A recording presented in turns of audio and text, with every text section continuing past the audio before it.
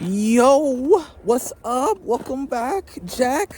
It's been a while since I did one of these types of videos out here in the wilderness. Not really the wilderness today.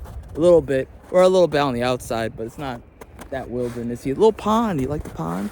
Anyways, so I want to do a follow-up to the last video that was out. I think that was Monday. I didn't do a video Tuesday. We're gonna do Monday, Wednesday, Friday from now on for a while, by the way. Might be doing a stream, we'll see. So I want to do a quick impromptu video about something that is, kind of controversial, kind of criticizing wokeness. I think it's a little controversial these days, although it's becoming slowly but surely more accepted. Because there is a nuance, obviously there's the hot take, trying to get people outraged and then all that stuff. But the thing for me is I've always been a nuanced person. I've always looked at things in a very complex view because it is a complex problem. It's not a one and done, people are complaining because of race and because they hate black people or they hate green people or whatever the people that you're trying to protect and speak for them, which I think is insulting. Black people can speak for themselves. The thing is, it's a way more nuanced. This is by the way, that's a misnomer. People talking about, oh, you hate black people. I'm like, hello? I'm looking at the mirror. Look at me. I'm not talking about, not having black people in media, period. I'm saying, why should I or anyone else who wants to see cool stuff and an interesting story and a unique world and immersive, storytelling, why should we settle for sloppy seconds? If you really want a black character who's a king or royalty or whatever, a black knight or something, why should people settle for sloppy seconds? Why do we want a swap of something else that already exists? Why should we settle for that? We are way more worth, and you are way more worth than that. I'm sorry.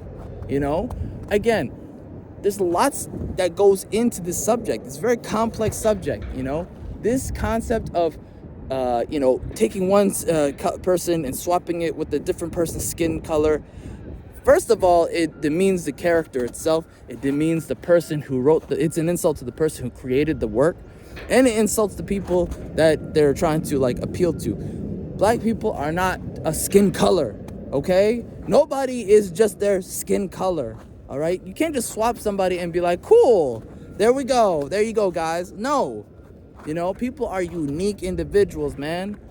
People are not going to look at that and be like, oh, that's Aragorn, that's cool. No, people are going to look at that and go, what's this? What happened? Why are you so lazy? Why are you lazy? Why are you swapping these skin colors and then calling it innovative? Because that's what I saw. They were trying to call it and pass it off as, oh, it's so innovative. Never have we seen a black character with a white character and their wedding and their royalty. Are you kidding me? What? Are you not reading fantasy? That tells me even more than I need to know. That told me so much about that person. When I saw that, I said, oh, wow, you really don't read fantasy. Because anyone in his dog's mom anyone in his dog's mom knows, everyone knows who's been reading fantasy, that it's not only been done, but that's kind of normal. You'll see a whole bunch of, mixed race marriages, mixed race relationships. You'll see all sorts of mixed different types of relationships.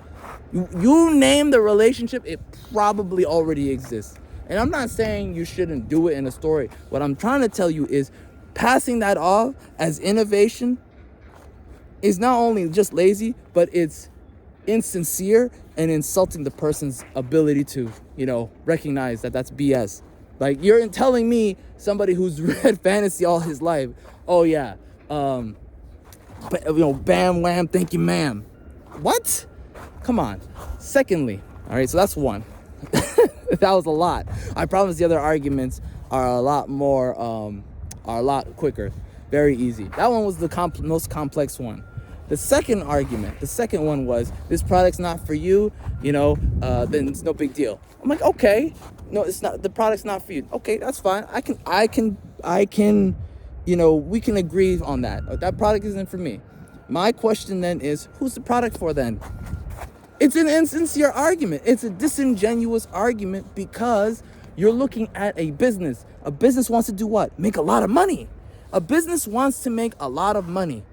And what does a business do to make a lot of money? It sells product. What do you need to do that? You need to have people buy it. A lot of people buying it. So if the majority of the audience doesn't like what you're making, you're not going to sell a lot of that product. So my question then is, who is it for? The 2%? The 1%? The 0.5%? I'm telling you right now, the company doesn't care about that. The company doesn't care about that. That's not why they did that. That's not why they did that. They're not doing it to sell it. If they wanted to sell product, they know what to do. Okay, they've done it before. They've done a lot of different things before. They know what to do if they want to sell product. WOTC is not stupid. Okay, they're not stupid. Don't. They're conniving.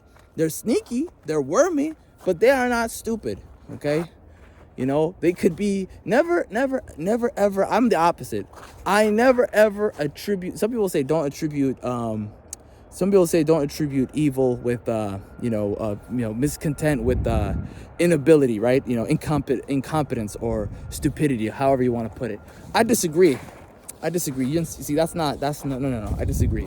They know how to sell a product. These people know how to market. The thing is, it's intentional, okay? It's an intentional thing. I'm not saying they're doing it to upset you or get you mad. No. You misunderstand. Okay? They have understood that they have reached the maximum people that they can reach when it comes to just rehashing old stuff. So what they're trying to do is rehash old stuff to another audience who might be interested. That 2%, that 1%. Not to buy, but for headlines. You see what I'm saying? You got to think, guys. You got to think. They are playing the media game. They said, okay, now we can go ahead and be in the news and be relevant. So then another product that's coming out, the movie, can be, in people's mindset. They could think about it. This is an advertisement thing. They are flooding the SEO. They are flooding the Google's searches. They are trying to bury OGL. Okay? They've been doing this for the last couple of weeks. This isn't a game. This is why Kyle Brink went around for the whole D&D thing, and he had a hiccup, but he had a big hiccup, but he did what he did because they told him to, because they needed to flood the SEO. These people aren't stupid, guys. You guys have to, zoom out, okay? So if you are angry about what I said in the last video, just zoom out and understand there's a lot going on here.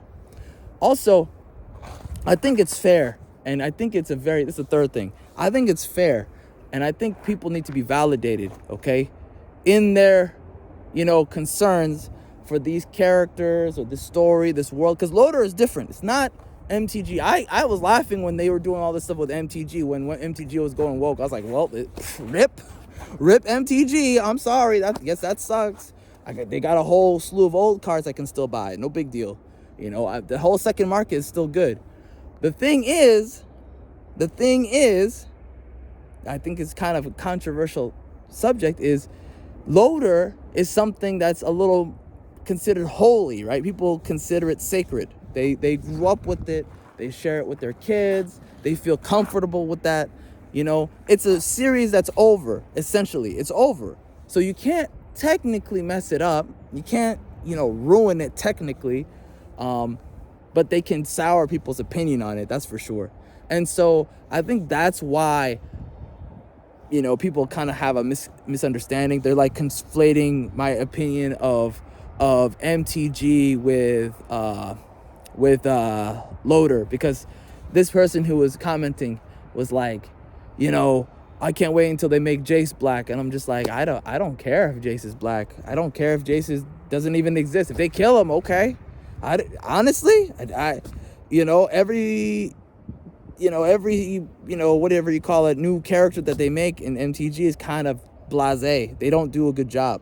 You know, that's the one big weakness of MTG, even old school MTG. Up until I think when they started having this problem was like around, I think after Mirrodin, around Kamigawa. Kamigawa's story was okay. It wasn't that bad. It was all right, but something was missing. I don't know what it is. I can't explain it to you. It's probably the ending wasn't hitting. That ending didn't hit. But we could talk about that on a different day. Anyways, let me know what you think about this. So again, this is very messy. We could talk about this and we could zoom in on it like a molecule. We could zoom in all the way down to the atoms, you know, to the electrons and everything. It's very, very complicated subject. So let me know what you think. God bless you. Have a great day. Bye-bye.